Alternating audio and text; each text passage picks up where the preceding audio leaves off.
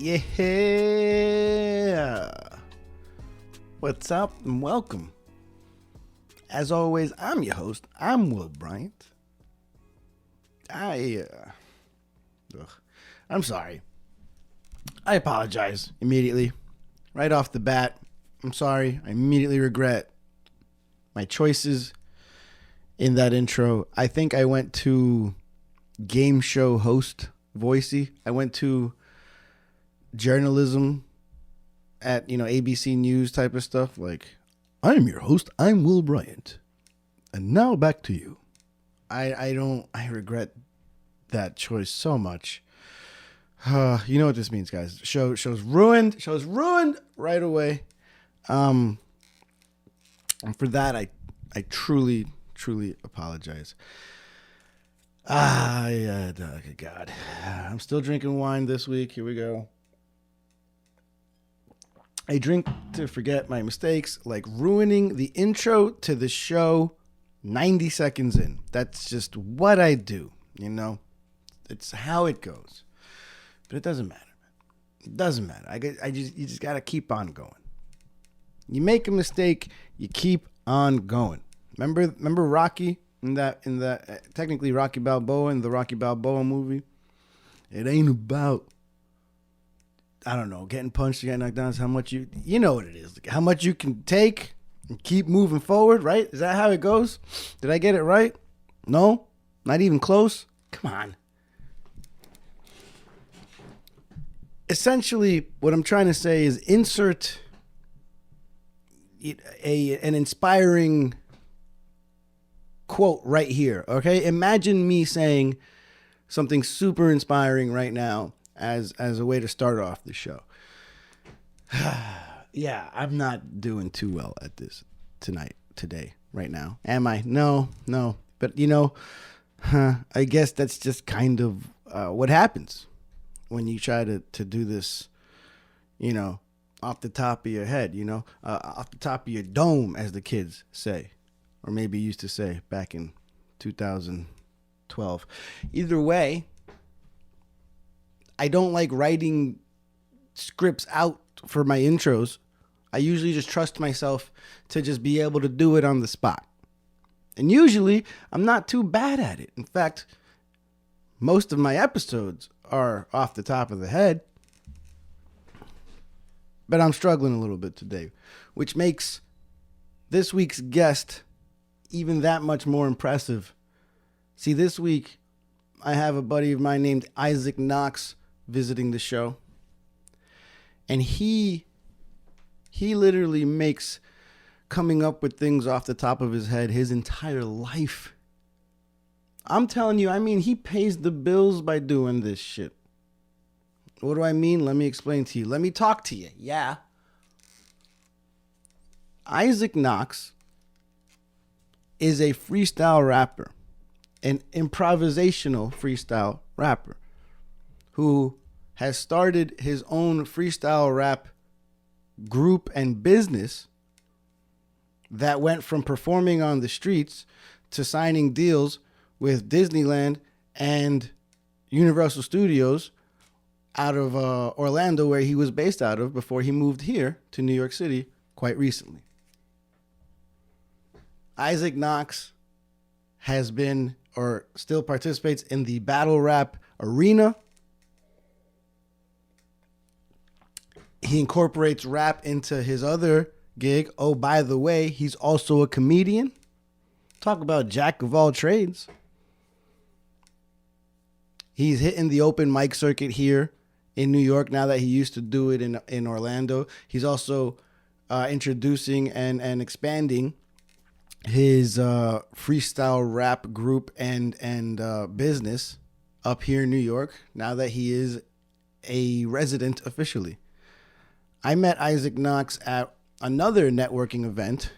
If you remember last week, my conversation with Hava happened all because I met her at a podcasters networking event. Well, I actually met Isaac at a comedians networking event. I'm putting myself out there, guys, just to meet new people in hopes that maybe I connect with some of them and just perhaps might be able to do that for you guys on audio and visual. And I did that.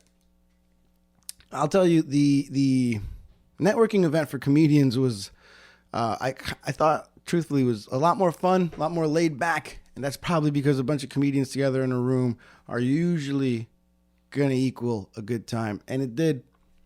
Meeting Isaac was definitely one of those things that made the day much more enjoyable. Enjoyable? Is that what I just said? Enjoyable. Fuck it. I'm keeping it. Meeting Isaac that day made the day so enjoyable. He actually, we actually talked a bit on that day about his freestyling, his I guess, life growing up in it. And I knew right away this guy would be great for the show. So I'm very happy that he agreed to be on the show and that I could bring you guys this conversation we had where we talk about his love of hip hop, the hip hop scene in Orlando compared to New York, what it's like growing up as a freestyle rapper, as a battle rapper, the highs and lows of going through that, his beginnings and his embarkings on the comedy scene, all that in this week's episode. But before I do that, I'm going to do something. I'm going to hit you guys with my socials and my little outro that I usually give you guys here, because I'm not going to do it at the end of the episode anymore. I'm just going to let the conversation between me and Isaac be the last thing you guys hear. You guys don't want to see another, little advertisement at the end. So let's get this out of the way here and now. Do me a favor, guys, if you haven't already, please follow me on every platform possible. It's the same name across all platforms. 3 words. I'm Will Bryant. You can follow me on Instagram, on YouTube, on Twitter or X, on Twitch. You can follow my playlists on Spotify. I'm on Threads. I'm on all that good stuff. 3 words. I'm Will Bryant. Bryant. Like Kobe. And now that we got that out of the way, without further ado, please enjoy my conversation with the one and only Mr. Isaac Knox. Thanks for coming, dude. I really appreciate it. Yeah, happy to. Thanks for inviting me. Nice to... I don't know if I've been this deep into Bushwick before, but now I know that's where the backyards are. So, yeah. It's as I always say, it's a Bushwick backyard. So basically no grass. Mostly broken glass on some dirt and garbage from the building next door. Yeah, as long as you have keep your eye out for needles, it's great to have the space. Thank God that. Thank God we got rid of the needles. Yeah, you can still play football with kids. You're just going to lose a couple. I don't want any kids. I'd rather only have my stray cats back there. Oh, well, there you go. You are from Orlando, correct? Yeah. How long are you officially now a New Yorker? I am. So I was sort of back and forth for a couple of years, still technically living in Orlando, and legally I still live in Orlando. No, I'm here. Okay. So, yeah. And how long has it been since you are now in New York? Astoria? Yeah, I'm in Astoria. So I moved to Astoria in August, but moved out of my place in Orlando just in January. So yeah, I'm entering just my 2nd or 3rd month here. Wow, 3 months, and I am. Yeah. The listeners of this show know I'm born and raised here, so I'm always a little bit in awe of anyone that moves away from anywhere they've ever grown up from. I did the New Yorker trajectory in reverse because I grew up around so many New Yorkers who moved from New York to Florida. Oh, that's true. Too. Yeah, I'm from the state where y'all retire. Yeah. Like basically once a New Yorker gives up, they become Floridians. And so I'm doing that in reverse right now. We've got like a little trade line going. Exactly. You guys had sent so many to us that we had to offer. I'm the sacrifice. it's like when you make a trade with North Korea with prisoners, and you have to like, you want to free the U.S. journalist, but we have to like give up another prisoner. I'm the prisoner that Florida gave up to New York. I feel like it's actually the other way. I think we're benefiting if we get more young people from Florida. Yeah, and we only send like people once. And by Florida standards, I am young. Yeah, if you're not, geriatric, then we'll take you guys. Orlando. Whenever I think of Orlando, because I've only been for the obvious reasons. I've been Disney World and Universal Studios. And when you grow up in Orlando, is that a part of your life at all? Like on the regular? Yeah, it's a part of it. It's like. There's a very real thing called Disney adults, which is, people where they sort of build their culture and their identity around it. Orlando isn't quite that, but I would say the benefit is that, your family probably, if you grew up in Orlando, you probably went to the theme parks at least once a year, whereas people that live outside the state, that's more of like a special trip that you take, just a couple times in your childhood maybe at most. So there was that benefit, but what I think is really cool about Orlando culture, on the one hand, we kind of don't have one because we're a mix of retirees and people that have just gotten to the States, which is awesome, and a bunch of students, and then a bunch of performers, and a bunch of like you have a big mismatch where there's not necessarily one cultural identity, but you get some cool, like, spontaneous, good food all over the city, good music, good culture, good events all over the city. But even what, like, Disney and Universal does for the city is not just economically, but creatively. You have all these people who are singers, dancers, actors, writers, whatever, and their day job is at the theme parks. But they still have their passion projects. So there's this great music and arts and theater scene on the other side of the city where it's like you're going to see this really cool pop punk band, and the lead singer, it's like, oh yeah, she's I was going to say she's Elsa, but you have to say friends with Elsa. You're not allowed to actually reveal that somebody isn't the character. Really? So they're friends with Elsa, but they have this pop punk band on the other side of the city. Okay, so I already have to sidebar there. Absolutely. I love that I have like a Disney, just because you're from Orlando. Yeah. You're the Disney expert that I've always wanted to have on this show. Glad to be here. So you have this knowledge. You've never worked for the company. Not direct. I've worked as a contractor. I've done what I do with with comedy and with freestyle rap stuff. I've done that with Disney and Universal, but I haven't been like one of their cast members, one of their characters. One of them. So if someone is working at the park, and this person that will go unnamed, it portrays a Disney character at the park, they are not allowed to phrase it that way? Yeah, so it's because you can't break the like illusion or the mystery. It's like, because when a child comes there, they have to really believe that is Jasmine or that is Mickey or that is Woody or whatever. And so the phrasing is friends with Jasmine, friends with Ariel or whatever. Yeah. Wow. Yeah.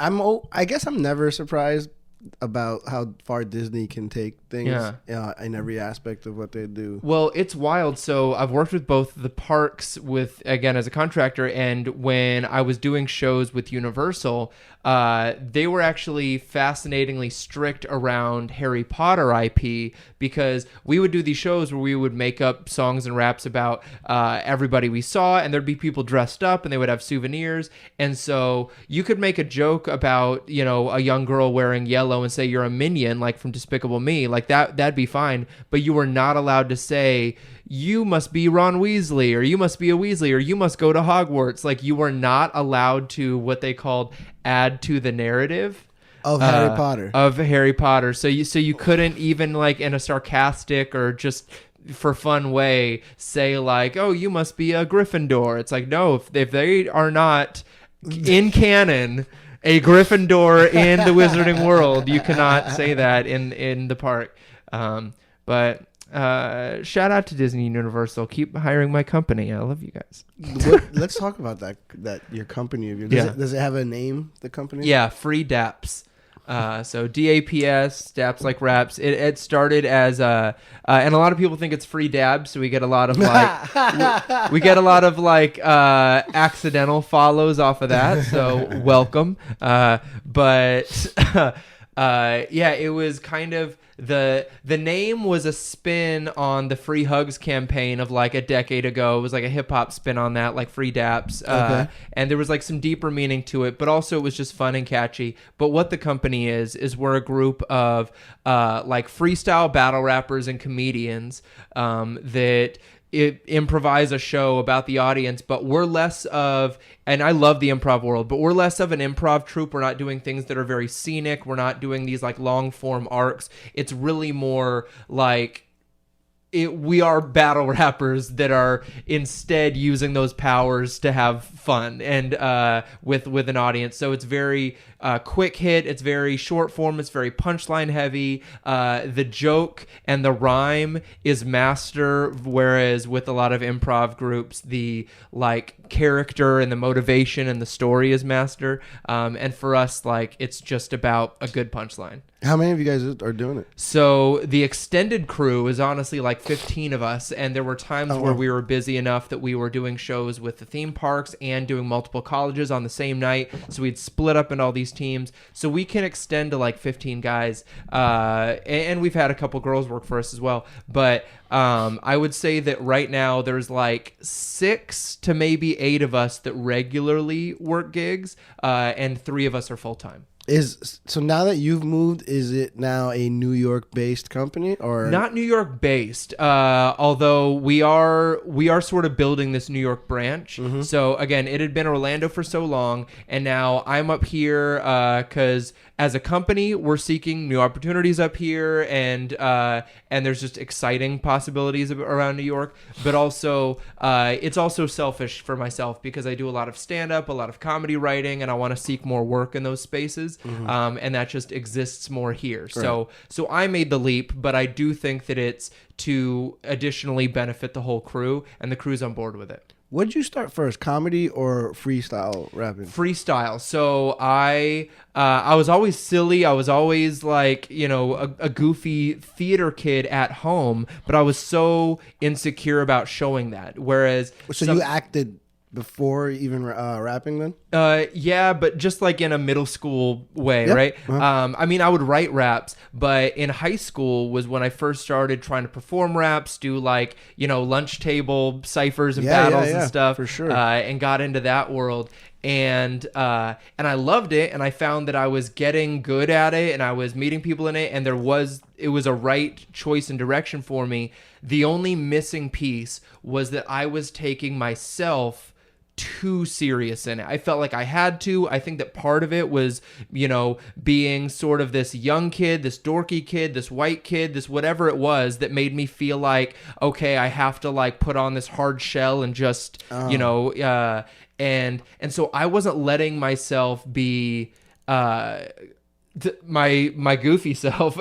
But what I started to find as I got on the road with other artists was a lot of these artists that I admired, and as I got to know these even battle rappers that I grew up admiring, as I would hang out with them outside of events, it's like, oh, these guys are loose and full people and comedic and all this stuff. And it sort of like gave me permission to let that part of myself come through. And then once I did the freestyle shows, whether it be on the street or a section of a music show or bringing it more into my battles and then transitioning into stand-up, it all just started to work in a way where I was like, oh, I'm finding what I am and what I want now. And yeah.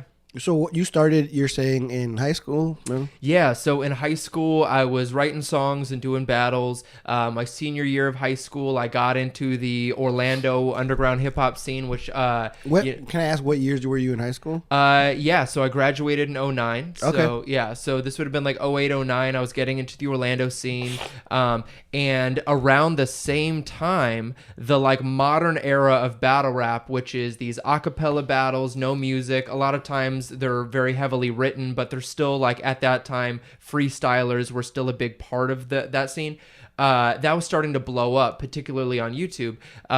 And one of the biggest leagues that pioneered that is called Grind Time, and that was birthed out of Orlando. Their first events were at UCF, University of Central Florida campus, and so basically I was getting into the Orlando scene as this freestyle culture that had been there, because there had been years of what was called the Hush shows and Battle of the Elements in Orlando. Like, there was a real freestyle rap scene there, and I was coming in at the tail end of that, and as the like Grind Time YouTube battle era was happening, so I sort of got to soak in both and adopt both and do those things. And so I went into the world of battle rap. That's where I started to find an audience for the first time.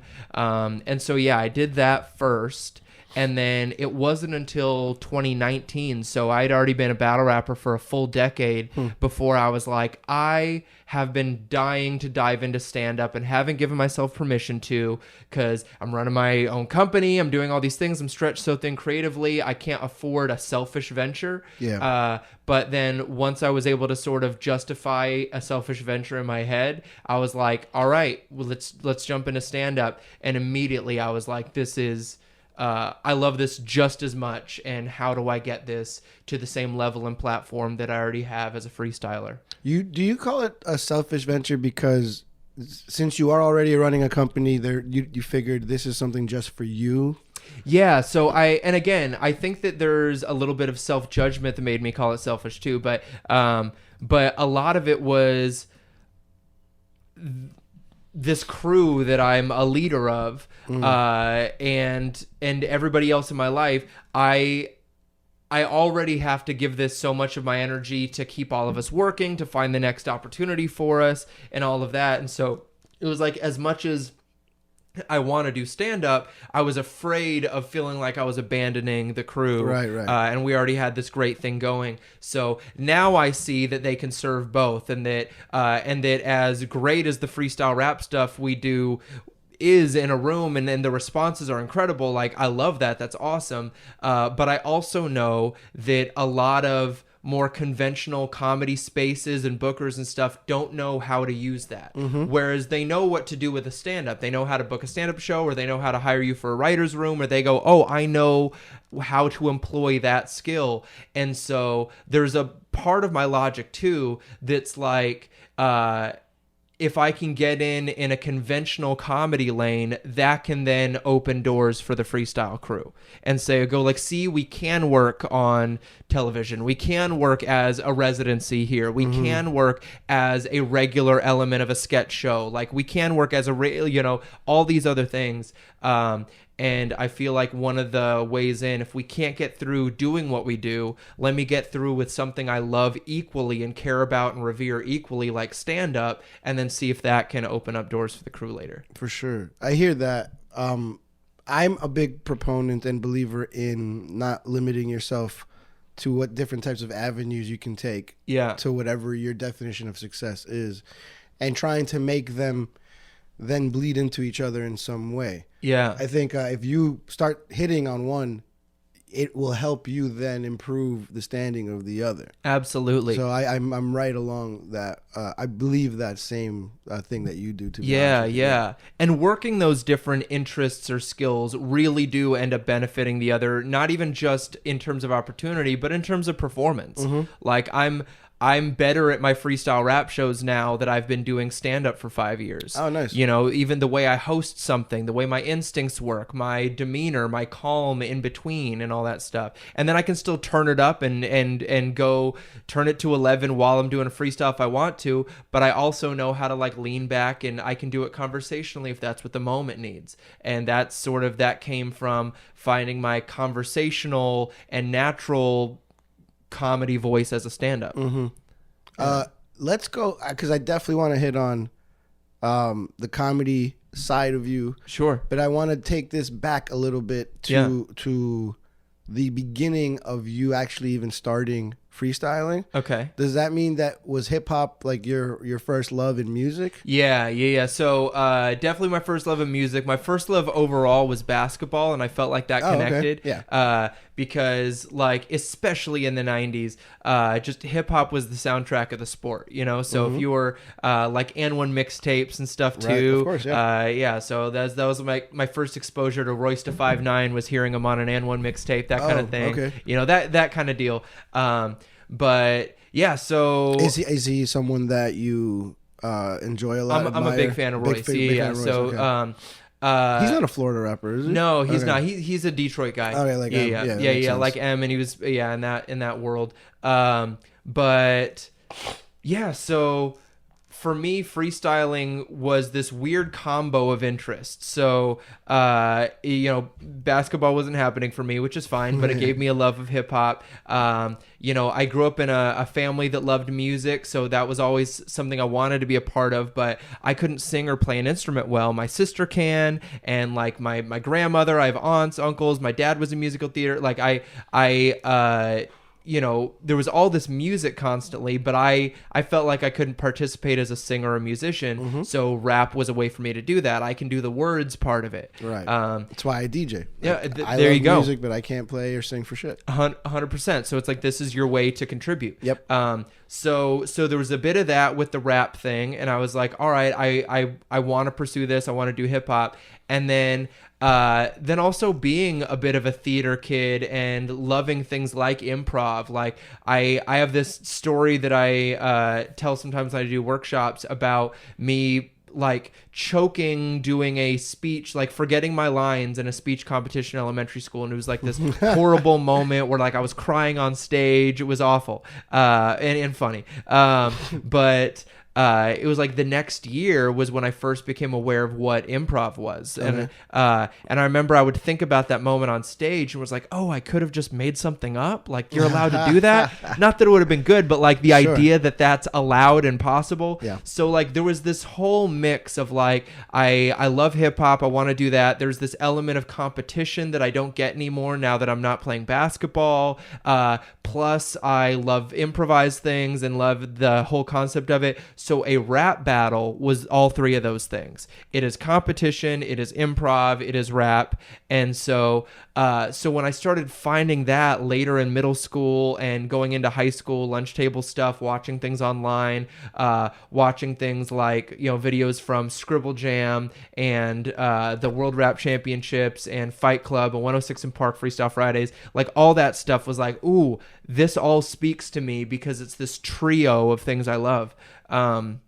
So that was sort of how I found my way into it. I do remember this rapper came to my middle school. His name was Genesis. It was for this youth group event. Okay. And he did some rap songs. And afterwards, it was my first time seeing a freestyler in person. He was like, throw some words at me and I'll throw it in the rap. So I was throwing him like chicken wing and, whatever. And he would just like, throw it in. And it just blew my mind because I hadn't seen it in person. And from that moment on, if I was like hanging out with some friends or especially on a sleepover, I'd be like, let me freestyle. Give me some words. And yeah. You were the one pushing it and encouraging it in your group of friends. Yeah. So because that's what I was gonna ask too. Is like, do you remember when you first actually started trying to freestyle?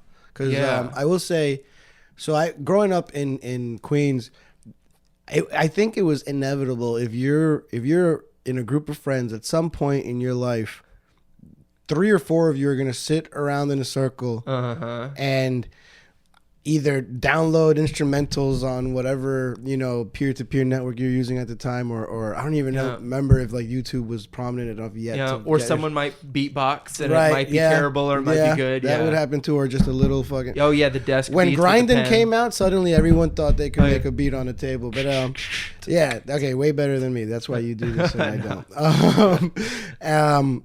So we used to freestyle for fun in we call them ciphers or whatever. Not so much battling each other, but just going at it. And I don't remember like the first time. I just remember the first couple of times and feeling like, oh, this is like a lot of fun.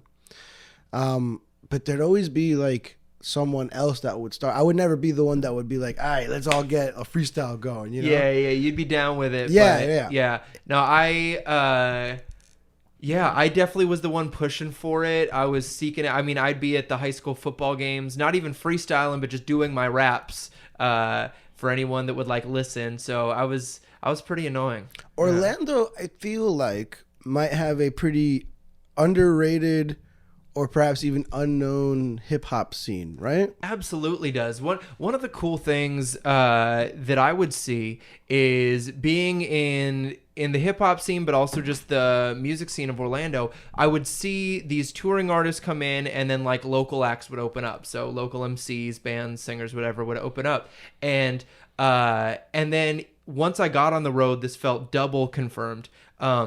But these touring artists would always make the comment, and they're like, we're not BSing you here. Like, this is our 30th city on the tour, and Orlando always has the best opening acts. Like, oh wow. There's a real scene. The problem with Orlando has never been talent when it comes to entertainment. There is a ton of talent. Some of it ripples from the theme park. Some of it ripples from just like this great cultural intersection that it is of all these different things. And I think that fosters creativity and opportunity. There's so much talent.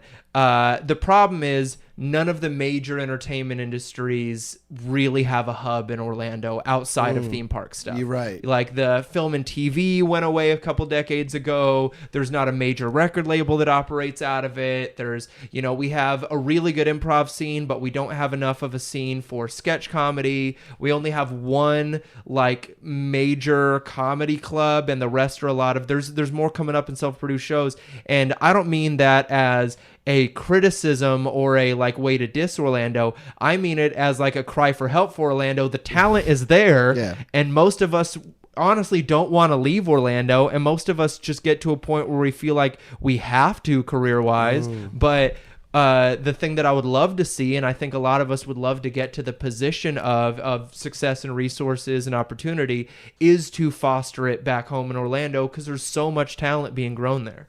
Do you think that's a goal of yours? Do you see yourself as a guy absolutely? That would go back? There's one vision of the future that I have that's like a version of a television show that's like a mix of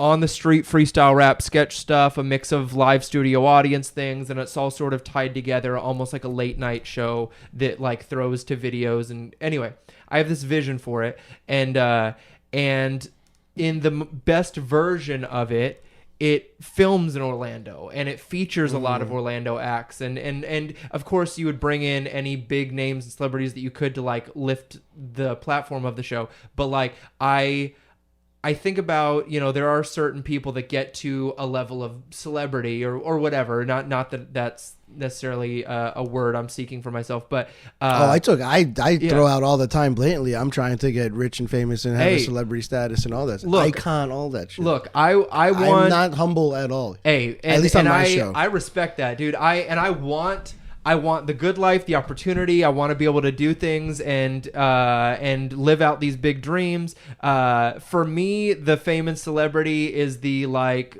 poisonous side effect that like that it's like, all right, I know that if my dreams come true, that's going to be a part of it, and I need to be ready for it if that happens. But I also don't want to arrogantly expect it. I don't want to arrogantly aim for it. But that's just me. But all that to say is, in my like dream vision of one of the shows that I would like to produce and make happen and perform, I would want it to be hubbed in Orlando the way that, certain celebrities will make their studio, their film thing. Right. They will film it in their home state, their home city, and create jobs and opportunity and lift the talent there. And that's something I would love to do. Nice. Yeah. It's almost like you'll be the Joe Rogan of Orlando. He took everyone to Austin and started That's building true. He Joe Rogan and Tony Hinchcliffe stole half our comedy scene. Shane Gillis just moved. He left your hood in Astoria and left because he was in Astoria. Well, at least he lived in Astoria, and now he's in Austin, Texas now. Yeah. But I mean, shout out to all the like Orlando comics that are killing it in Austin right now. Like Cam Patterson blew up right away. Guy? He's an Orlando guy. Wow. He's an Orlando guy, and he and I mean literally less less than a year ago, we were doing a bunch of shows in Orlando together. Really? And he's such a nice dude, and everybody knew. He was like brand new to the Orlando scene, and we were all just like, this kid is just raw talent. Like there's still a lot that's being molded and that he's finding, but right away we were like, this kid has it in a way that a lot of us who have been working on the craft for years don't have yet. So you did comedy shows together with the same show as Cam? Yeah, I mean, everybody in the Orlando scene has probably done, a dozen shows with Cam. Like, oh, wow. So he was all over the place, and then he had the energy and the inspiration to go to Austin, which is awesome. He didn't wait too long to do it, and then immediately he got that big pop. So excited for him, and then other guys like David Jolly's out there killing it, Heather Shaw's out there killing it. I have a few friends that just moved out there and they're gonna kill it. The Orlando scene and a lot of the Florida scene has made their way to Austin. Which is not great news for Orlando, but also I left and went to New York, so I'm not in a position to talk about it. Did you know that Cam kept rocks in his pockets? No, I didn't know You didn't know about that? You know what? So we didn't know that. I didn't know that he actually actively had them in his pockets. The phrase about about him liking rocks, that was I had heard that on stage a couple times. I think a show that we did in Daytona, I heard him say that. But like them being like, oh yeah, do you have any on you now? And then him just having them and they're smooth. Like I hadn't seen that before. That was hilarious. That was so freaking good. Yeah. That's the main the main reason I know like that name now is I like rocks. Yeah. And I think about that at least once a week now. I can't believe that. It's one of those perfect moments in like for a show like that, a show like Kill Tony, where it's high pressure. You have a minute. You need to be funny and likable, and you need to respond well. Like, so the fact that it's like anything else we should know about you, and then just the most golden you could have given everybody in that room a million guesses at what he was going to say next, and nobody would have known it was going to be that. But it was funny, it was charming, it was original, and it was like authentic. So that's just one of those like perfect moments that happened for him, and yeah, it's exciting. I love that. I literally was just talking about Cam Patterson with a friend of mine who's a big comedy fan. Yeah. And the fact that I literally have someone at my apartment that worked with him, he's gonna love that one. Yeah. How did you get good at freestyling? I mean, there's a bit of practice makes perfect and getting killed in rap battles and coming back better the next time, and a bit of that. There's a bit of the reps. But man, I'll say it like this. My journey to getting good at it was the long route of I was doing it a long time. I was doing it when nobody was listening to me. I let myself be bad at it. I lost rap battles, was determined to get better, got better. And on top of that, there was this Monday night event that's still running in Orlando at a coffee shop called Austin's. And the irony. Yeah, exactly. The irony. And every Monday night is a freestyle rap night. DJs are just playing music, MCs get in line, and the only rule is nothing written. So you come up and you freestyle. How do they enforce that? There's a little bit of a sense, like sometimes there's tells where it's a combination. If somebody it's coming out, not just that it's coming out super clean in terms of the delivery, like you can freestyle that. It's not just that there's like thematic connected punchlines and internal rhymes, but if it's all those things and none of it is about the room or what's happening. Right. If it's like, if there's this trio of like, this is too polished, too coherent, and like it doesn't feel like a stream of thought. It feels like a pre-thought out package piece. and you're not proving that it's freestyle with like any element that's happening in the room, that's when you'll see MCs start to do this to each other. They'll look at each other and they'll go like, I was going to ask, like, how do you guys then police that? Yeah, they'll just go, it feels like it's written. It feels like it's written. And different hosts have different ways of policing it. Some will, one of the best things you can do if you're really feeling feisty is you just get on the mic right after and go at them and try to like make a battle happen. And now they got to come prove they can freestyle by battling you. Oh, wow. You know, that's one way you can go about it.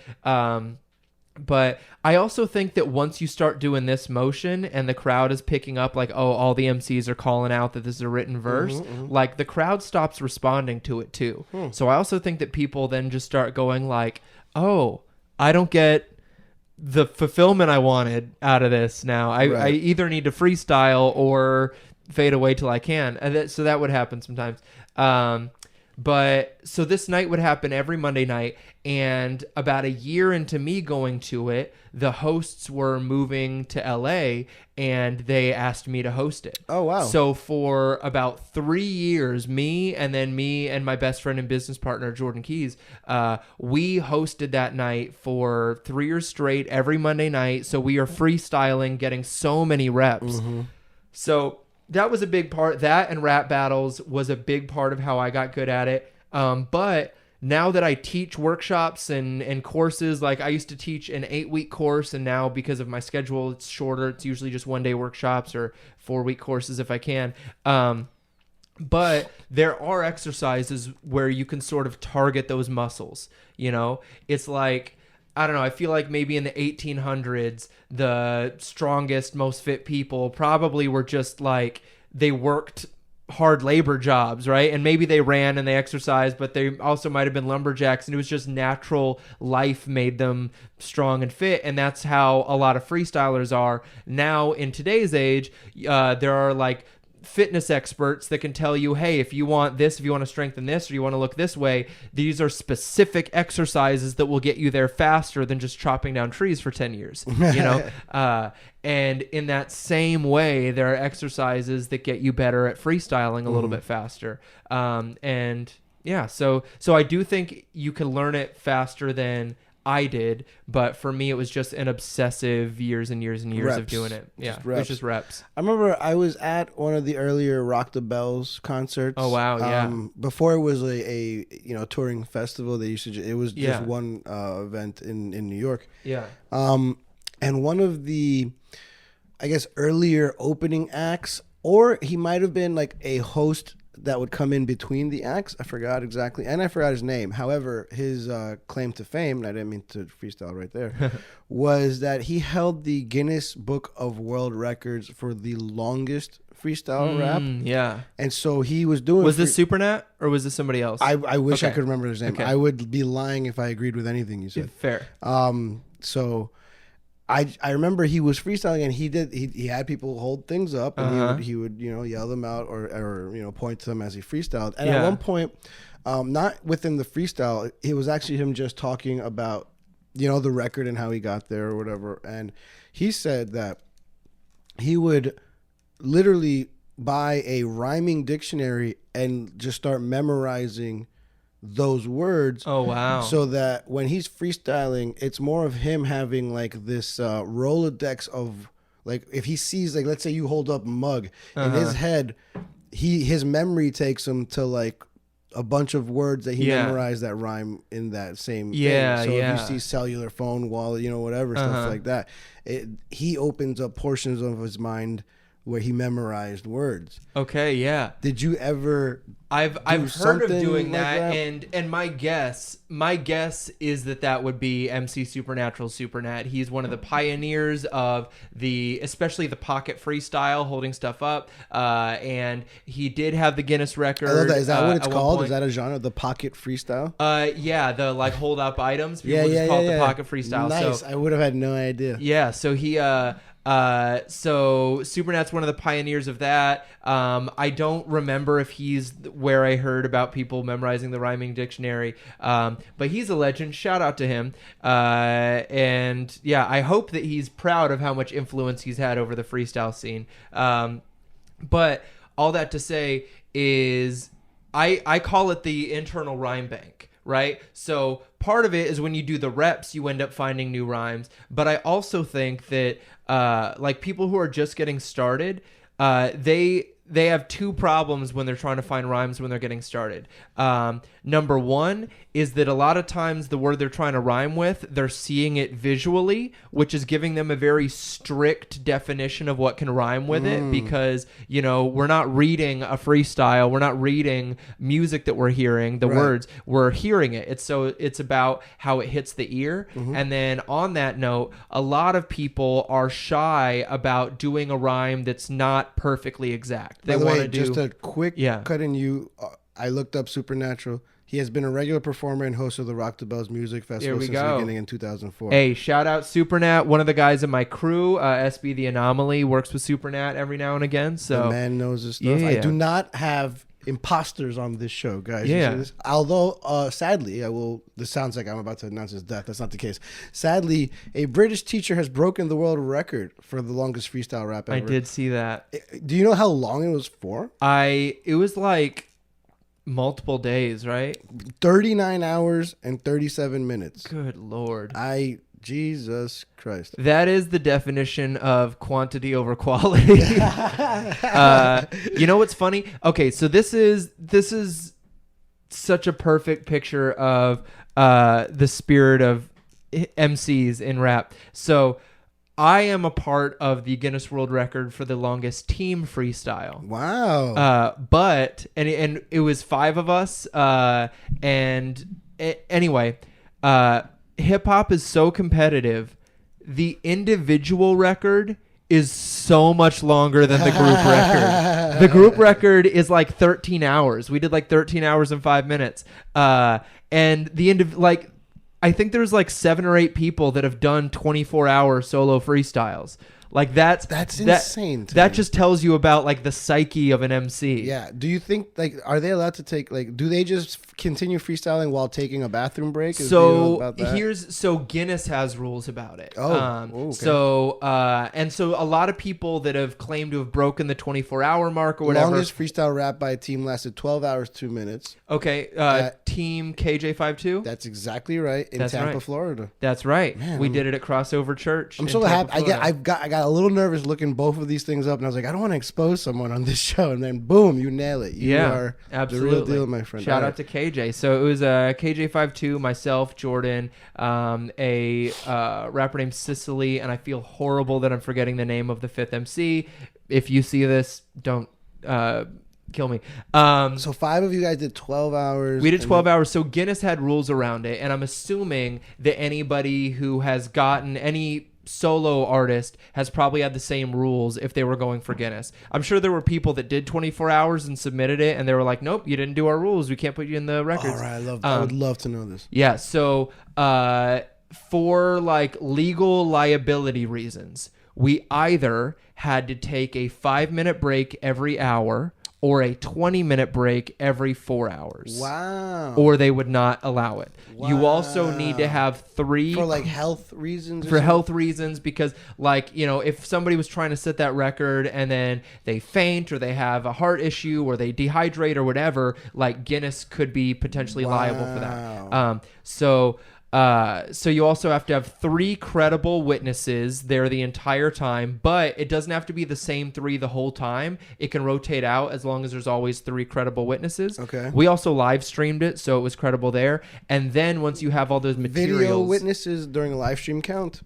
You know, I don't know, okay. but we had them in person. Okay, good. But we did video live stream it, and then we submitted it to Guinness, and then they had to give their approval. And a few months later, they sent in the like official notice and all that you have the record, which is really cool. And yeah, so the record is 12 hours and 2 minutes. Because of the breaks, we were there for a little over 13 hours. That's why I got it. Okay.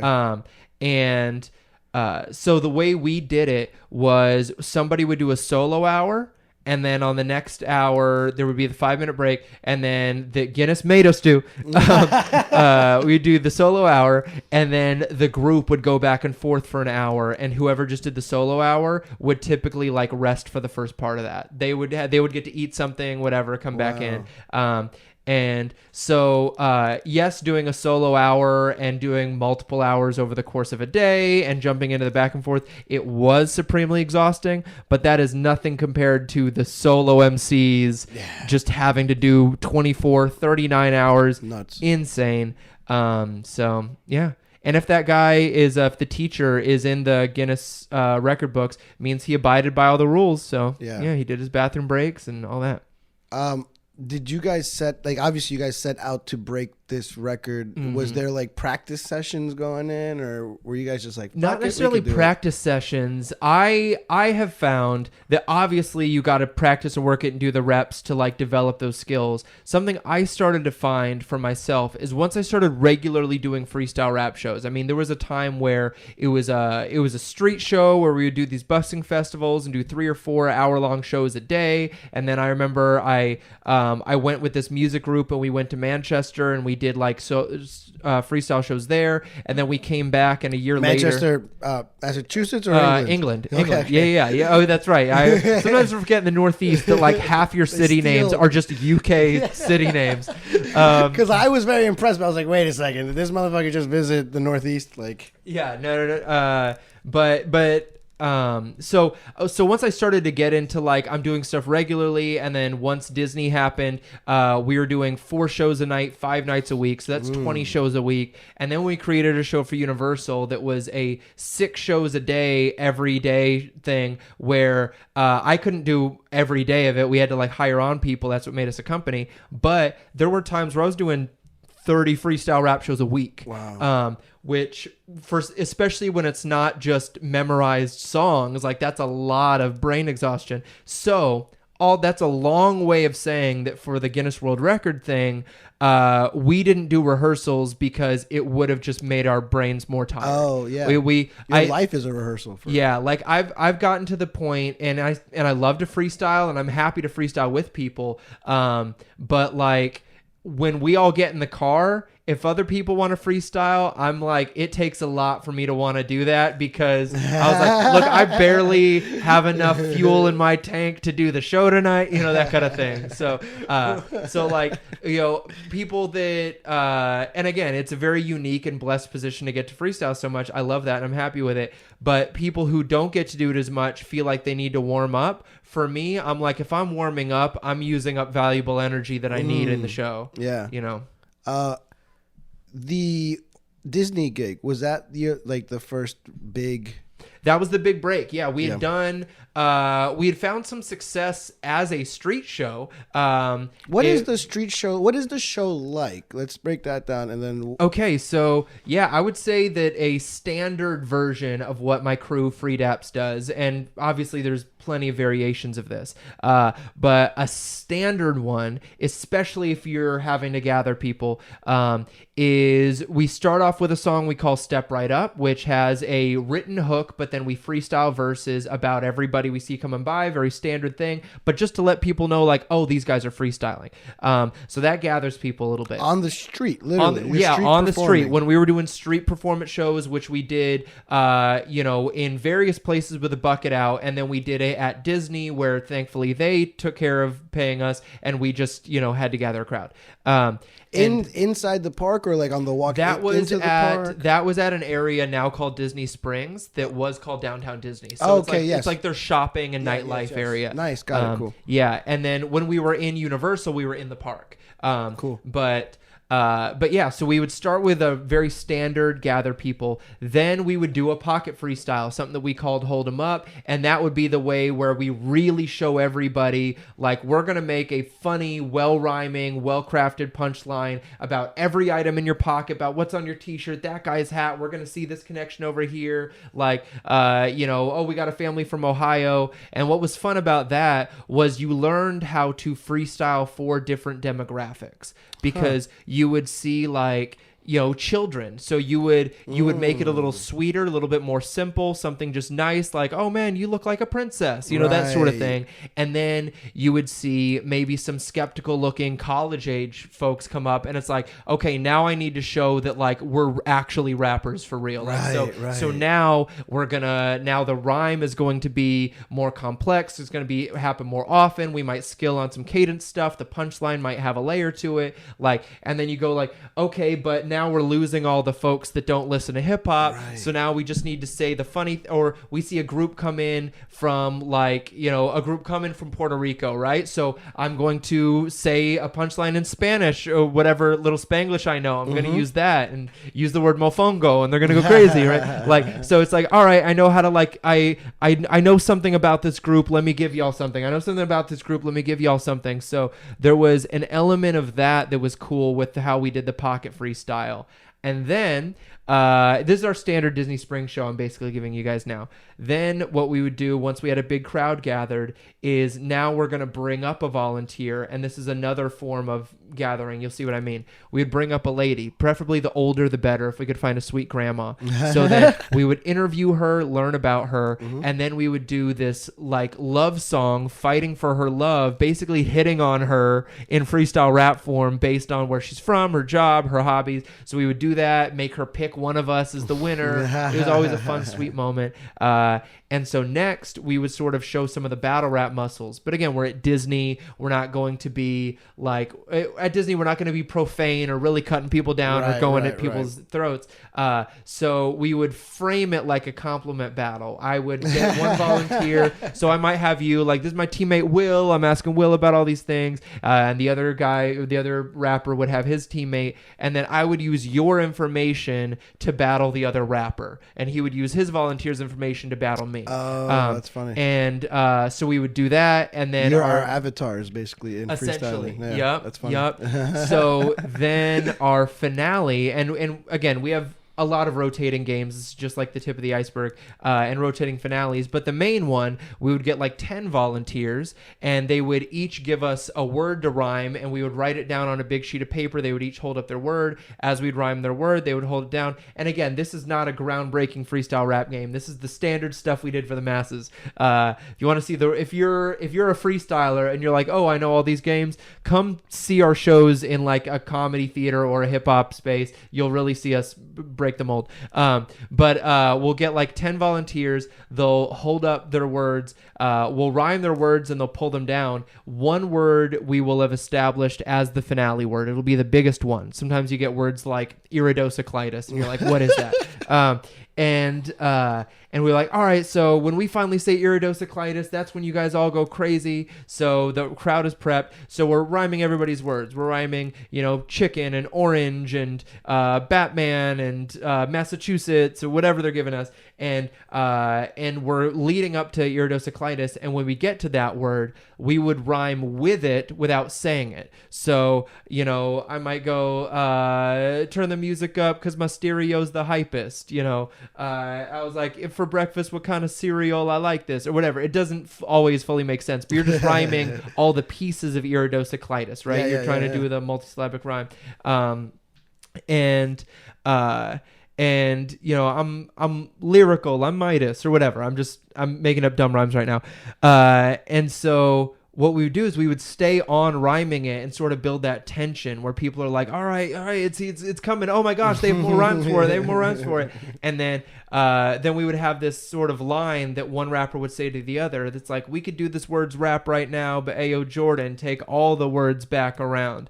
And so then, Jordan or myself or whoever it was would throw all of the words into like a stream of consciousness freestyle where it's like, I was eating chicken with Batman, I went to Massachusetts, and listen to the baddest music or whatever. And so you're like putting it all together in a freestyle, and then it finally hits iridocyclitis as the last word, and that's when it's people get excited, and it's all there's this awesome energy because you've kind of created this tension, this arc, this suspense. You've made it look like a stunt, but the like social science of that street show is, first song, you don't need anybody gathered, you're going to gather people. Second one is what locks everybody in because everyone's getting a rhyme made about their item. So everyone's included. It's a bunch of punchlines. Now you have the big audience. Yeah. Now we're going to get 1 volunteer, do the slow jam. Now we're going to get 2 volunteers, do the battle. Now we're going to get 10 volunteers, and we're going to do this finale that has a bunch of build and a bunch of pop. Wow. And so that's sort of how we built our typical street show. And then when we're able to do longer sets, when we do colleges, when we do theaters, that sort of thing, that's when we'll expand it and we'll do even a deeper and more fun and more experimental catalog of rap and wordplay games. Damn. I didn't realize how much went into a show. And I love that idea, the social science behind putting the show together. Yeah. So you already told us it was almost 10 years, I guess, until you dipped your foot into comedy. Yeah. Tell us the start of that. How did you finally get into it? Yeah. I mean, I'd been a comedy super fan and even like I even loved talking shop with comics where, with what I did as a freestyler, sometimes I'd be at these like fringe festivals or I'd find myself in these other spaces where I would love to chop it up about it. But again, like I told you, I felt like I hadn't given myself permission to try stand up myself because I had so many responsibilities to the team. And what finally gave me that permission was my group was signed to a production company where we were making videos. We were doing on the street freestyle stuff on camera. And when we started to sort of watch the game tape, one of the things that I noticed was that I still looked a little too performy in the like interview and in the banter. Right. Still looked a little too much like I was doing my Disney show or something like that. And so I was like, all right, 2 ways to learn to be more naturally conversationally funny and interesting is stand up and film acting, right? Get away from the more theater-esque and street show-esque kind of energy. So I did both. I was like, look, there's already material I want to do, and I know a lot of people look down on doing any sort of like classes for stuff like that. But for me, the intentionality of a class was like, oh, I've paid money and said I'm going to be here every Thursday night at 8. So now I'm actually going to do it. And the tools you get from it is cool, and the whatever you want to pull from it, there's always something valuable you can get. I think it's and I realize I'm being so defensive about comedy classes, but there is this weird psyche that a lot of comics have that it's like, you're just going to learn the wrong way to do it, or you're not going to find yourself. Yeah. Can't learn from it. So you're talking to someone that literally just I finished my first and only comedy class late last year, but then I went on stage in February. The February 3rd was my first time. Let's go. In fact, right now, the latest episode, we're recording this about a month before you guys will hear it. Yeah. But the episode that's out right now is me detailing my performance at the Comedy Cellar. Oh, heck yeah. And so I remember working at I still work at the Comedy Cellar. Yeah. I would talk to some of the comedians that I'm more friendly with, more cool with, and would tell them that I was about to perform. I took a comedy class, and there was very different feedback. Like I remember one comedian who I'm very cool with straight up was like fuck that class. Yeah. Like you can't learn to be funny or whatever. And on some level, I agree with him. Yeah. And I said on this episode that's out now that I feel like I didn't take the class to learn to be funny. I took the class because I knew I already was funny. 100%. 100%. And my professor said something before I ever, who is also he's been a comedian for 40 years. He's like one of these like old school classic guys. He told me there's a difference between humor and comedy. Mm-hmm. And, you can be humorous amongst a group of friends, but humor won't work on a stage in front of a group of like people that are there to just see you. 100%. And that's when I realized this is what I need from the class. It's not tools to make me be funny. It's tools to take the funny I already have and put it into something usable on stage. Yeah, yeah. So, and there were other comedians that I did. I didn't get dejected or discouraged by this. Yeah. Because he wasn't wrong. He just didn't know what I was getting out of the class. Yeah, and I also think I think that there's this mentality. It's almost similar to when I said that like the solo freestyle record is longer than the group one. I think that there's a similar mindset when it comes to a lot of stand-up. It is a very individual, and nobody's going to tell me how to make it better, like, you know, that sort of thing, or there's one way to go about it, and it doesn't involve anything formal. It doesn't involve writing exercises. It doesn't involve taking like notes on what works for different things. But any other form of art or entertainment that exists for. You take classes to learn an instrument, and you go to school and you get a degree in music and in theater and in writing and in English and in acting and in filmmaking and directing and in soundtrack stuff. Like, you know, if you want to be a professional athlete, you go to basketball camp, you know, you go to training, you go to these things like, and so people are like, no, you just write and you open mic it and you're going to figure it out. It's like, man, I don't know who, I don't want to go as far to say who hurt you, but who made you think that like that your craft is so much different than every other form of entertainment where there are things you can learn. Now, you don't want to just be a copycat of your teacher. You don't want to take every rule as law. You honestly, like, you know, the best musicians usually are classically trained, which is why they know how to break the rules. Right. You know, so for me, classes was valuable in that it was intentional time.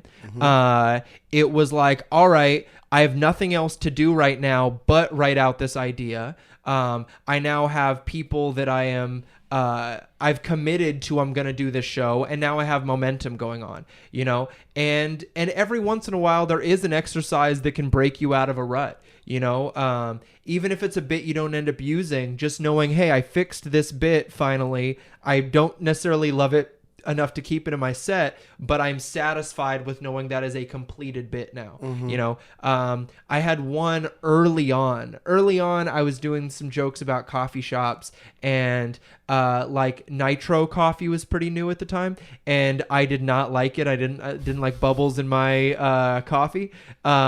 And so I was doing this bit about not enjoying nitro coffee. And I remember the guy I took the comedy class from, I was like, yeah, man, that bit's just not working. And he was like, yeah, he goes, just as an exercise, write it as you love nitro coffee. Write it as the complete opposite. And I did, and it was so much funnier. I don't use it. It's not my favorite bit, but it was so much funnier to write it and I was like, oh, that's just like an exercise. Now I have that muscle. Now if I'm writing not just stand-up, but if I'm writing a sketch or a screenplay or something like that, and I'm like, ooh, I just don't know, like, I feel stuck on, I want this character to like have this thing happen to him and feel this way. And I was like, well, okay, let me try the exercise of what if he's so excited about the fact that his car broke down because now his day is cleared and he doesn't have, like, what if I do it that way? And that's so much more interesting than like, oh, he just had his car break down and now he's got to find a way to still get there. Like, that story's been told a lot. What if the car breaking down is the exciting, now I've opened up, you know, Pandora's box and my day can be whatever I want. Like, there is translatable exercises, you know? Anyway, all that to say is I took a class to get myself committed. That was at the beginning of 2019. And then being in the Orlando scene, another shout out to Orlando. It's not as big as the New York scene. There's not as many mics, not as many comics, but there were 2 to 3 open mics every single night. You didn't have to pay for them, and it was a pretty short route to getting booked on shows. So, you know, if you were working hard and if you were funny, you know, within a couple months, you were doing 10 minutes on shows here, 15 minutes on shows here. Like in New York, if you're doing 15 minutes, that means you're a headliner in Kentucky, you know? That means that,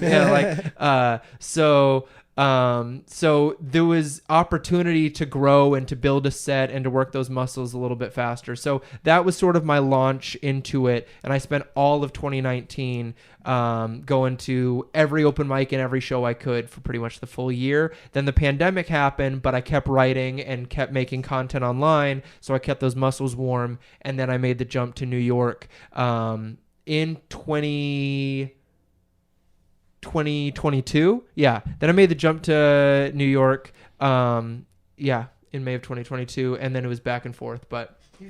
And you're hitting open mics here now as well? Yeah, so I still do. But my first month when I moved up here, I was again still paying rent in Orlando, so I was just living in my car here for the first year, and I spent the first month and a half hitting every single open mic. And the fact that y'all's open mics here cost money is tragic. But do you find that that's more the case than not? Are you paying for more open mics than free ones? Are there no such thing as free open mics? There's some free open mics but typically the free open mics in New York are like 3-minute mics or whatever. But that was just me being brand new to the scene. I want to go to every stage. I want to meet as many people as I can. I want to get a feel for it. I want to see what material of mine works in this city, where it works, how to change it, all that.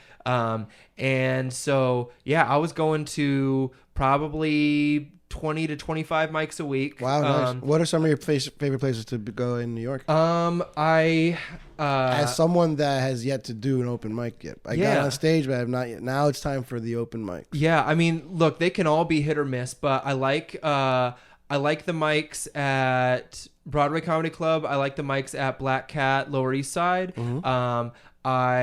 Sometimes there's good mics at the comic strip. I like that one there. If you get the right host, the Comedy Shop can have the one on Bleecker. You can have good mics there if the person hosting will actually host. This is I'm not calling out personal names, but like I've heard about this. There is a thing that I notice at a lot of mics, and a lot of people who host a mic, I don't know if they're getting paid or what they're getting paid, or maybe they're probably getting paid in a show spot later that night. But they got their list, they sit in the back, they just yell out who's next, or whatever. It feels very low energy. It feels very dark room. It feels very nobody cares about this. Occasionally you go to an open mic where the host will actually come on, make a comment about the set or the next person, bring on the next person, and like that little detail, as a host that is probably trying to make it in the comedy world, you want anybody walking in to see that you have that skill. Right? But number two, you have now lifted the energy of the room in a way that makes every set go better. So all that to say is I like the Comedy Shop and I will go back, but it's a 50-50 of what kind of host you're going to get. Okay. Yeah. I heard about this lazy hosting where they literally sit in the back of the room and just yell out names. Yeah. I was a little taken back by that because I'm the type of person that I'll take any type of stage time. Oh, absolutely. Even if it is just hosting, I'll host. I would take that as a challenge, and if I ever thought about doing that from my ass in the back of the room, like what's the point? I guess. Yeah. 100%. And there's comics that are like they don't want to get typecast as a host, and it's like, bro, if you're hitting open mics, hosting a real show is like 3 tiers above where we are right now. Yeah. Like, take that, please. You're still getting good stage time. You're still getting good face time. Like, being a host in New York doesn't mean you're not going to be a feature or a headliner outside. I think it's also part of just the grind and paying your dues a little bit, There's always, at the Cellar, you hear about the comedians that used to host, and now, like, I know Godfrey he's a pretty famous comedian. He's hilarious. He's great. He used to be the host years ago at the Cellar, and he hosted for years. Yeah. And now he often is the closer at the one of the stages around the corner. Yeah.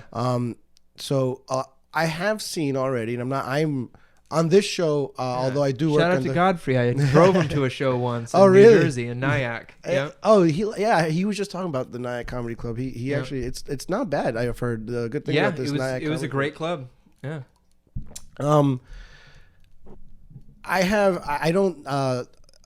If I'm talking about comedians at the Cellar, it's usually only positively here because I don't want to lose my job. Absolutely. So this isn't a behind the scenes of the Cellar podcast, which I've already talked about last year when I got the job. Yeah. But I have talked to a couple of hosts who do feel like they're in a rut because they've done the hosting for so long, and they always want to then get the 15-minute set as opposed to just always hosting. I think it's weird to not want to host as like an up and coming comedian, I get the idea that if you've done it for like years or whatever and you feel like you're stuck, maybe. But I mean, let's if you ever got a gig hosting at the Cellar, like I feel like it'd be a long time till I ever complained about that. Dude, absolutely. I mean, and honestly, and obviously the Cellar is the creme de la creme for comedy in general, but New York especially. Mm-hmm. But if you're getting a hosting job at any of the established clubs, if you're at New York Comedy Club, if you're Broadway, if you're at the Strip, if you're at Gotham, if you're wherever, and you're hosting, that's a great freaking gig. Yeah. People have launched from those hosting gigs. And it's a valuable skill because this isn't quite a secret, but I feel like a lot of comics forget this too. Like if you can host, because a lot of people think they can't do corporate work because you have to be clean, but if you can host, you can actually go make money as a comedian doing like hosting corporate work and then come back to the city and then tell the jokes that you want to tell. Like, you know, hosting is a more employable skill than stand-up. Like, so if you can do both, that's, I don't know why people want to shy away from it. Yeah, I see you, like, then you would love one of these hosting gigs then. I actually love hosting in general. Like, it's, I really do enjoy being in that position. I felt like I was going to expand on that, and then I decided not to, which is great for show momentum. Sorry about that. It's all good. It's all good because I wanted to know how long until you started combining your freestyling and your comedy, because I've seen that you have shows that revolve around both. Yeah, so I'll be honest. My first year in stand-up, I was trying really hard not to use freestyling as a crutch or as an in. Of course, every now and again, because I was, especially in Orlando where I'd been freestyling, doing Disney and stuff like that, people knew me for that. So I would get booked on shows. They would be like, hey, we really want you to come freestyle. And I'd be like, give me 5 minutes, right? And then I'll do. So because what I wanted to do, especially in that first year, was really make sure that my stand-up material was working well enough on its own, and it wasn't just, oh, we like him because he rapped at the end or he rapped at the beginning or whatever. Got it. Like I didn't want to need it, but now that I am in a place where I feel a little bit less imposter syndrome around stand-up and all of that, now I am comfortable merging the two and knowing that the freestyle stuff, especially in a live setting, like freestyling on video is cool, but freestyling in the room is like a huge value add. And I feel very lucky that I get to bring that. So now I know, this is maybe the most useful tool I have in this city and in this industry is being able to freestyle in my set. So now I'm not shy about using it, and I'm so grateful for it. But I did need to spend that first year in stand-up making sure I got my jokes to a place where, like, yeah, you can give me 10 minutes on a show just as a stand-up. No one needs to know I freestyle, and I was still a good part of the show. Nice. You know? Yeah. So, yeah. Do you, when you get a gig, a couple of minutes to do stand-up, is it always then purely, like, do you just bring out the fact that you freestyle without, like, the, I guess, producer of the show or having knowledge of that? Usually the producer knows. So I honestly, if they don't ask me to freestyle, I usually don't unless it's a big opportunity. If it's like an audition show, then it's like, I'm going to close this out freestyling about the audience. Okay. But for the most part, the producer knows. And then the audience, sometimes I keep it a secret, a surprise. Like it'll look like I'm doing a little bit of crowd work, 8 minutes into my set or whatever it is. And then suddenly a beat drops and whatever information they just gave me, I'm spitting back to them in rhymes and jokes. But I also, I've started, when the producer knows and it's a good setting for it, sometimes when they introduce me, I'll have them just have an instrumental going. And I've learned, because I used to fear, all right, if I do this big freestyle right at the top, the energy of my stand-up, how do you compare to something with a beat playing and rhymes hitting? Even if the stand-up is good, it's still just going to feel like an energy drop. So I've sort of learned, like, all right, give me like a slow, like Dirty South kind of beat, like a trap beat, or just a classic. that feels like chill and boom bap. But either way, energy needs to be very like middle, and bring me on to that.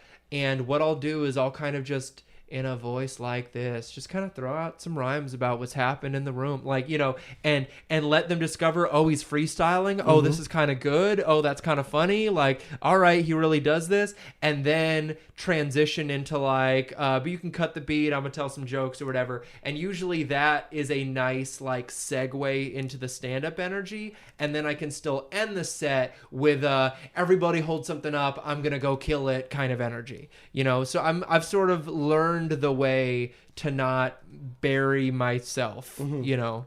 Is your freestyle like closer usually received well from the crowd? Usually I don't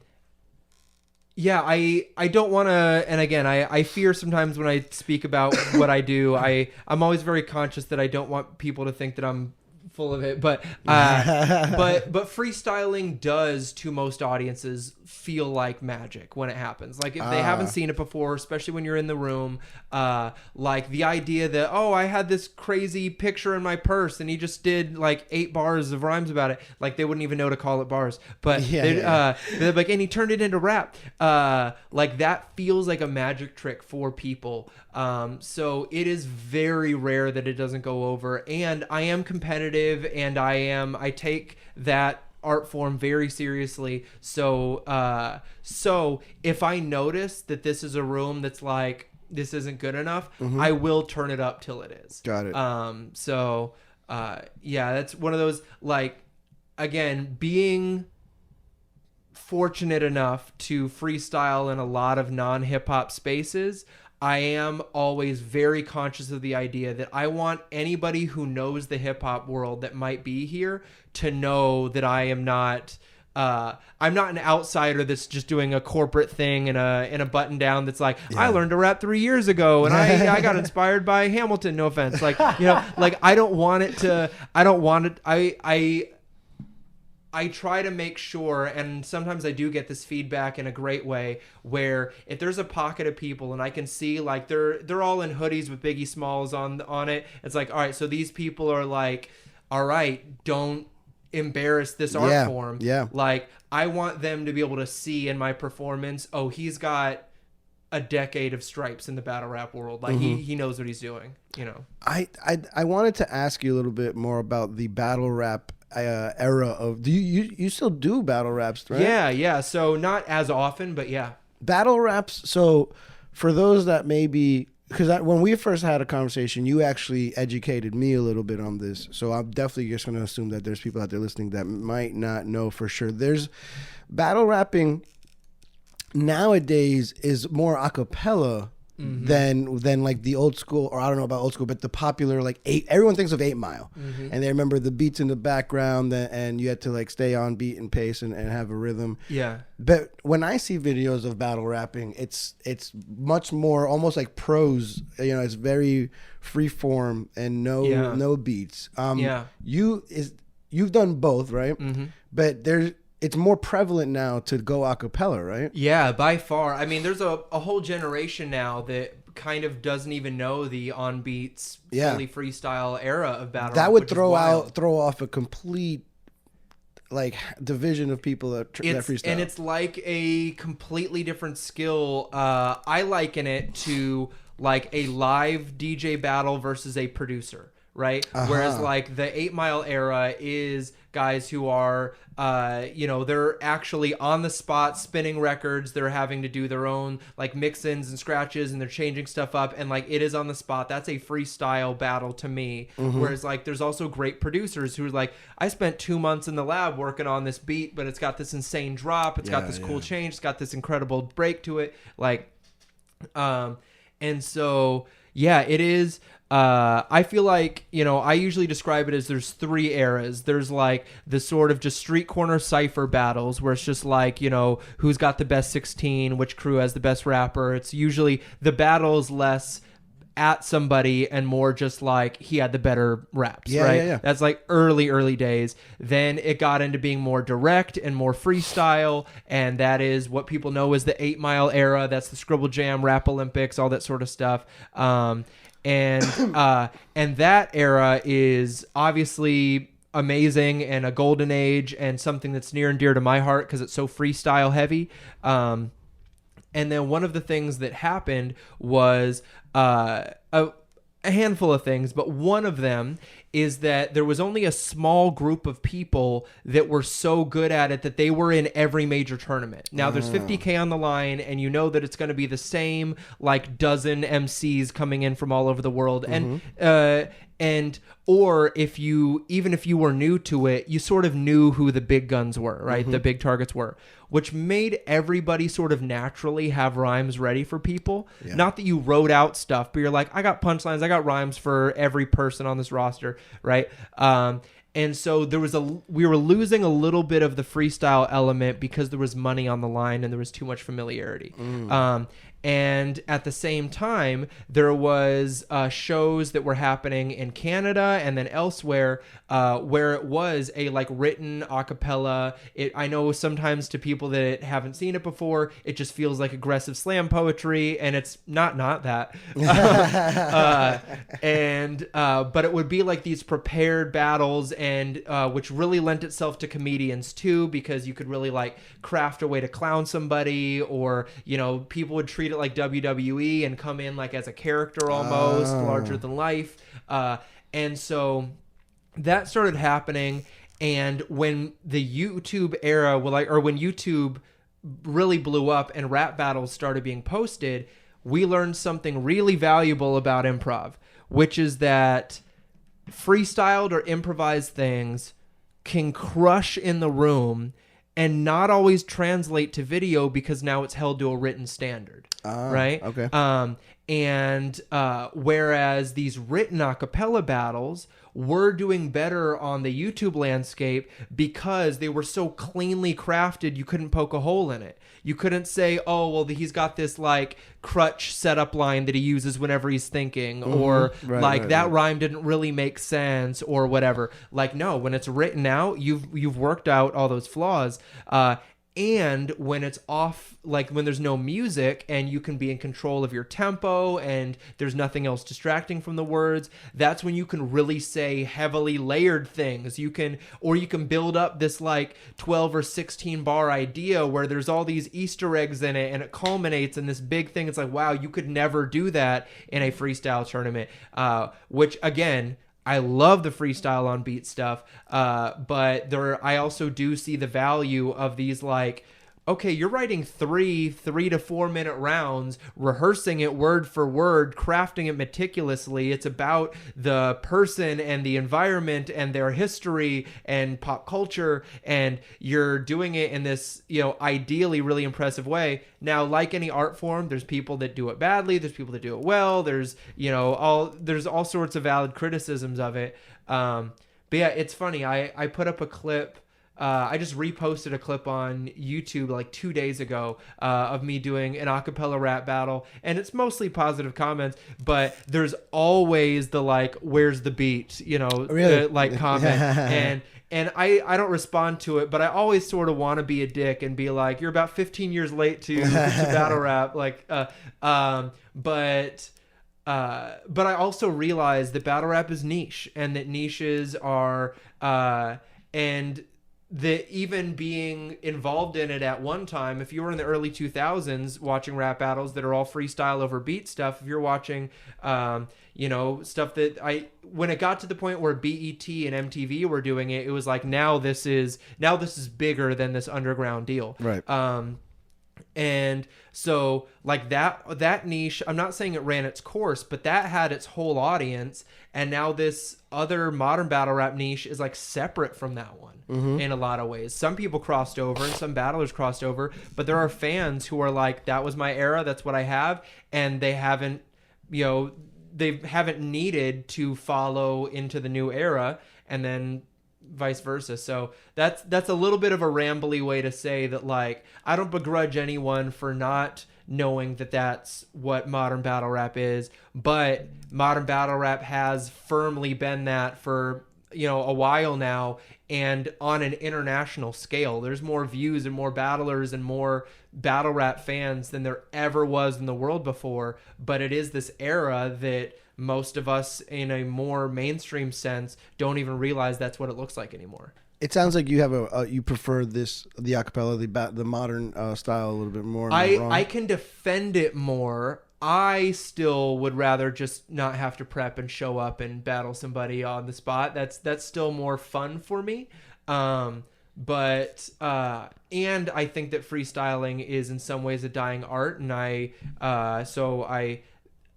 think that is my preferred, but I think that people who immediately dismiss the modern era, I think are really missing a lot, and I feel like there is a stronger defense for it. So yeah, you're almost like a proponent of it more, just to educate people on it more. Yeah. And I do love doing it. It's just it's a lot of prep now, and again, it's not that I've fallen out of love with it. It's just my headspace is in other areas. So when I battle, I'd like to just show up and do it and not be, walking around like a crazy person thinking about an opponent for weeks and writing stuff, So I've watched some of your videos of you battle rapping. Yeah. And one of the many reasons why I feel like I could never do it, aside from lack of talent, is no. I don't feel that I'm a very confrontational person. And it, on the surface level, it looks confrontational. Yeah. Has it ever, I'm assuming more often than not, it's not, but has it ever crossed the line? Yeah, 90% of the time it's not, like you said. It's just the way the game is played, the way the sport goes. It's a mix of theater and MMA and words. And usually afterwards you're like bonded with whoever you battled, and people go out to like Waffle House or Denny's or whatever and kick it, which is great. But that sounded so Florida. By the way. So Florida, Waffle House, Denny's, yeah, maybe. Well, Gatorland's closed, so okay. But yeah, so 90% of the time it's all cool, it's all chill. I would say that usually if it gets legitimately confrontational, if someone is in their feelings, that's sort of admitting a loss. So I think that there is an element of like, don't, even if you are hurt, don't show it. Got it. But yeah, I haven't been in battles where it's legitimately crossed the line. I've seen it happen both in video and a couple times in person, where people need to, where it needs to be broken up because it's getting too physical. Or I've seen videos of full-on fights, but the ones in person I've seen is a little bit more of like, get your hands off me, and then it gets into shoving, and then you separate. I saw one of your videos where somebody was like finishing their line and actually like shoved you, and I couldn't tell because it cut off. I couldn't tell if it was all in good fun, if you felt a certain way about that. I'd have to see which one it is, but I think there's I've been in a couple battles. There's one that I did against a guy named Dallas Cash, who's a really good freestyler as well. And so our first two rounds were mostly written. We would still add freestyles in, but our third round was completely freestyled. And there was this energy in the room, this momentum. People were going crazy for that. Also because, again, freestyling was a little bit of a lost art. So people were like, oh, wow, we're seeing freestyling again.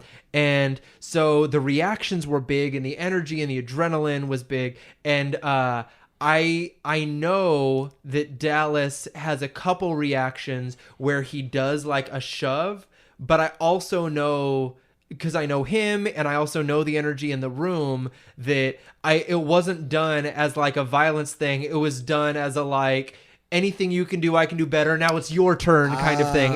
It was almost like a egging you on, or there's this great video. Again, basketball is my first love. There's a great video from maybe 8-9 years ago that's in the Rising Stars All-Star game of the NBA, that was the rookies versus the sophomores. And Dion Waiters is one of the players, and I can't remember if the other was Tim Hardaway Jr. or not. But anyway, these two players on either side, pretty much all the other teammates disappear because for about 3 minutes, they're just going back and forth, hitting absurd shots over each other, and they're just all falling. And everybody else in the building is going exceedingly more crazy for each made three from like 30 feet, 35 feet, whatever. Like, what is happening here?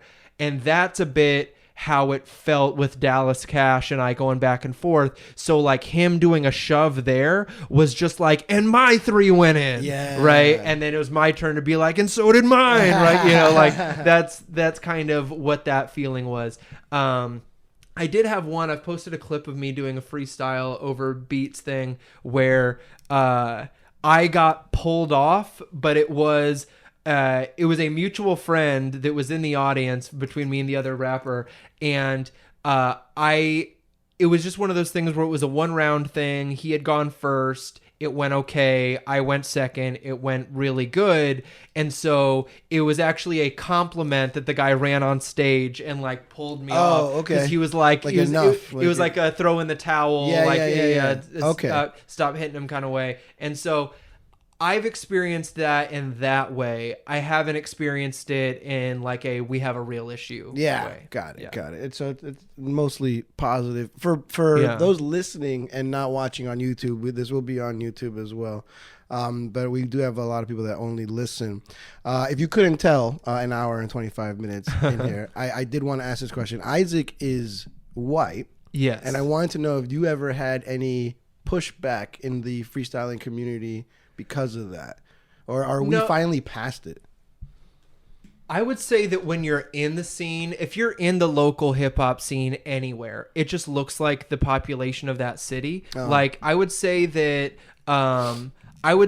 being white in the world of freestyle, being white in the world of battle rap has never been a unique thing, has never been something that feels odd. I would say to outsiders it's always odd. I would say to general audiences they're like, oh, it's the white boy, right? And of course, like being white is always just an element that opponents can use in a battle. Sure. Totally fine. I have to be a little bit more careful the other way, but there's still ways to go about it. You can still do race jokes back and forth and all that. But yeah, I would say that being white hasn't doesn't have quite the same privilege it has outside of hip hop. God, I'm being an idiot now. But so I don't think that it wasn't an advantage, but it wasn't an impediment in my experience. It was there's always a mixed group. There's always if I do a battle in like San Francisco, it's going to be a mix of white, black, and probably a lot of Asian. There's a lot of like Asian people that live on the West Coast out there. Same thing when I go to Vancouver. If you do rap battles in Florida, it's going to be mostly Hispanic folks. It's going to be Puerto Rico, Cuba, the Dominican Republic, all that. In addition to white and black, you come up to New York. Of course, it's everything. There's huge battle rap leagues in Canada, mostly white. Like that's just, it is what it is. And so, yeah, so to mainstream audiences, and there's, I would say that, because of how things are culturally, it's hearing a white joke doesn't have the same deep cultural historical impact that other races feel when there's a joke made that way. So that is one difference that still exists in the battle rap world. But I would say in terms of like belonging in the rap world, it's always been like, well, can you rap or not? Sure. Yeah. It's the same thing for comedian. Are you funny or not? It just comes down to that. Yeah. As we're wrapping it up here, I have just like basically 2 more things. Okay. Is Royce of that 5'9" your favorite rapper? Yeah, so it's funny. My favorite and second favorite rapper at one point had a podcast and then had a falling out. So it was very like, oh my gosh, it was him and Lupe. So my favorite rappers falling out. I didn't even know that. Yeah, so and maybe they patched it up. With so many people. He's been beefing with I think Kid Cudi lately. Yeah, it's just when like. Not that I love the word alpha, but when you're like a leader at alpha and somebody that's always been a solo artist with great ideas, and obviously they're brilliant minds that are always working, you're not always gonna gel with everybody, which happens. But no, I like my list of favorite rappers is Royce, Lupe, M, Black Thought, J. Cole, Andre 3000, And I mean, honestly, I love Fabulous. Nice. Yeah, I'm a big Fabulous fan. Like, I think you literally just gained a lot of fans with these 30 seconds with of this just podcast. that list. Just that list. I think a lot of people were listening to this and were like, "Oh, all right, he's cool." Oh yeah. I mean, those are my. That's and hopefully there's some variety in there. And obviously I love like great music makers too. Like, Kanye make great music and not great decisions outside of it. Tell me about it. So that he was influential on me for sure as well. But yeah, so those are the MCs that I like. Wow, I'm trying to remember if there was a second question in there. No, there wasn't. Okay, yeah, see, we're just deep into this. We are. The second part of that question was going to be, okay, yeah, and I feel like I already have an idea because of that list. Favorite albums in your history? Ooh, favorite albums of all time. You know what? I really love The Cool from Lupe. With the moment you said his name, that I got flashbacks to just listening to that while being in college. And I remember that being crazy such a cool experience as a fan too. No pun intended, cool experience.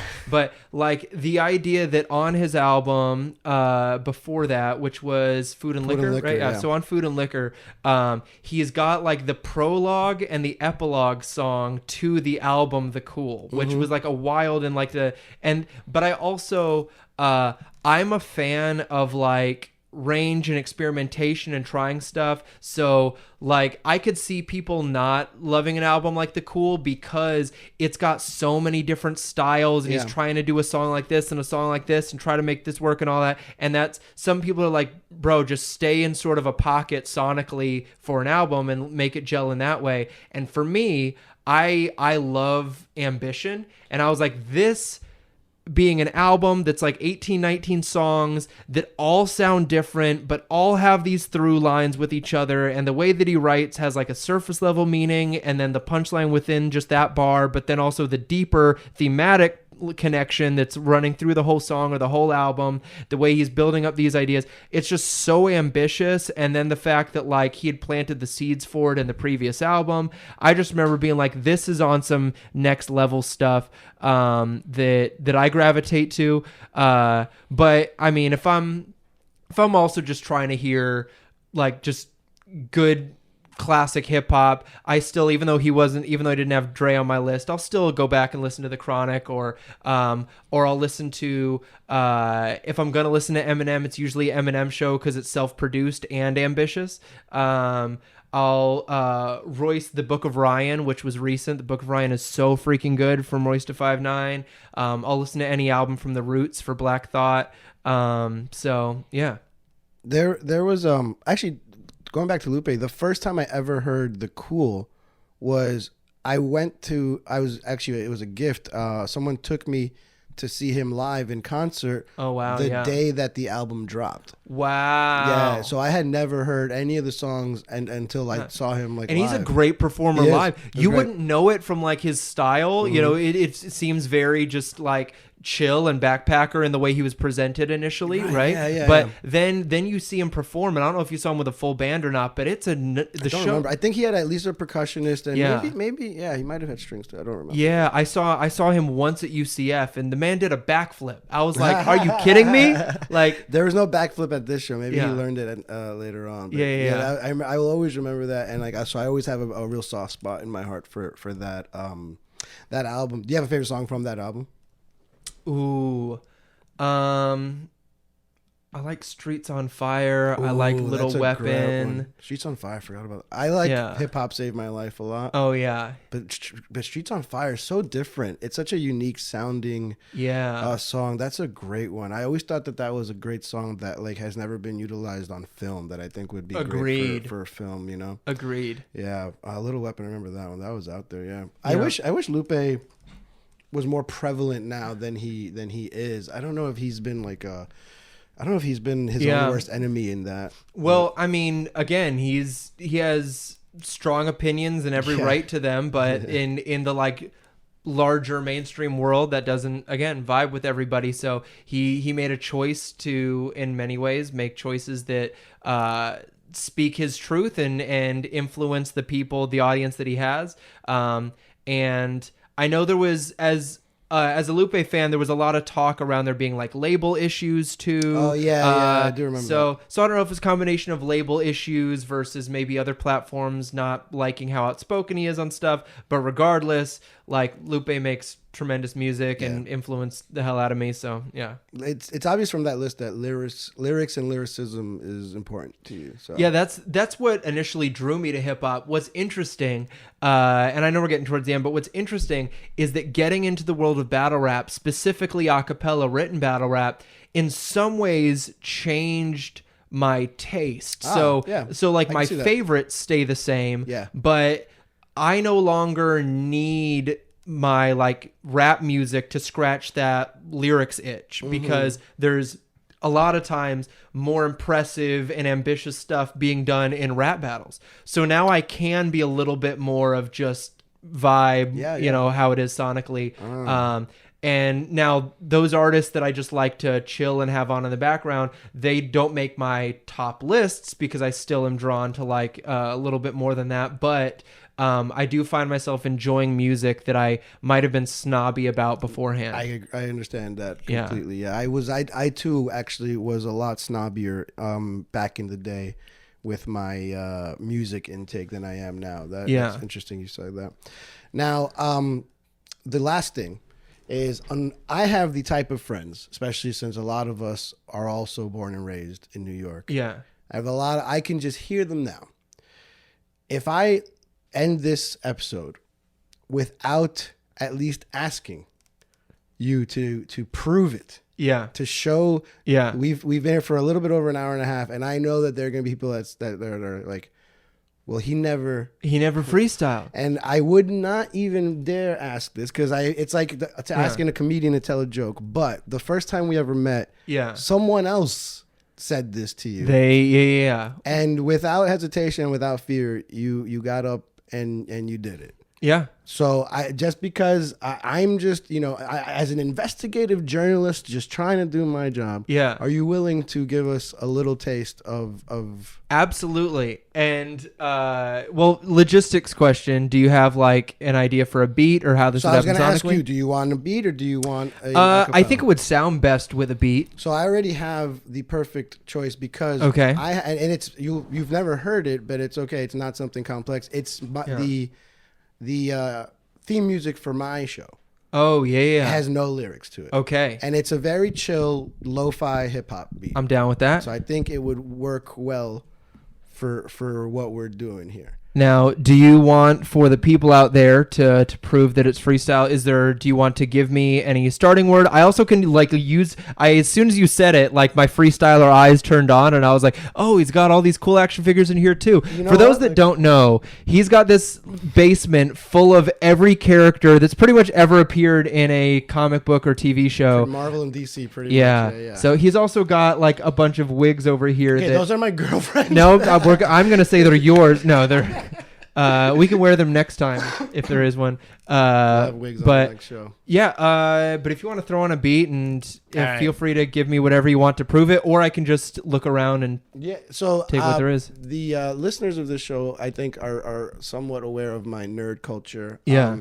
And none of them will be surprised that there is a wall of wigs here knowing my girlfriend. So I think, I am the witness here. I will see that he is using stuff from around us. I wasn't even going to tell you to do that. I was going to let you do what you do, but you are challenging yourself, my friend. So, without further ado, let's.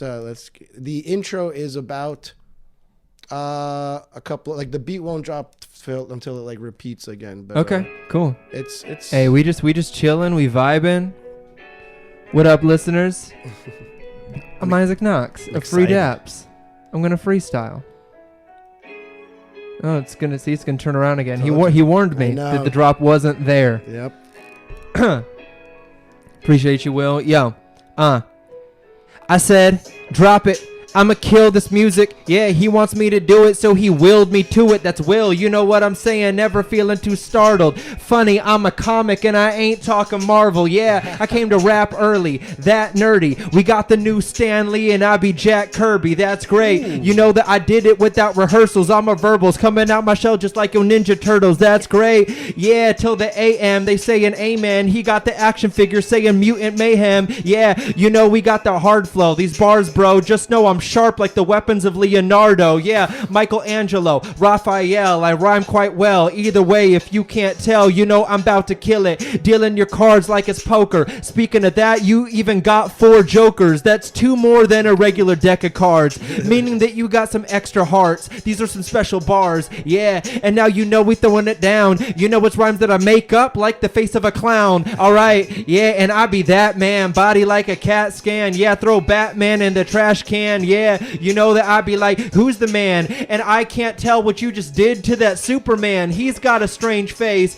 and another has some angel wings. I came bringing around like engagement rings. Yeah, and now you know that he's greater. He's making rhymes and sharp like Peacemaker. Actually, he's not sharp, but he's got a metal helmet. You know that I can't help it. You know that you felt it. I just melted. Yeah, I came to spit now, and kind of like what his girlfriend has there, I'm about to wig out. Yeah, I hope that you enjoy these flows. She got more freaking wigs than Moira Rose. Yeah, if you don't get it this week, then you pipsqueaks will finally get the reference if you go watch Schitt's Creek. Hey, Isaac Knox on the podcast. That was make it all last. I promise you.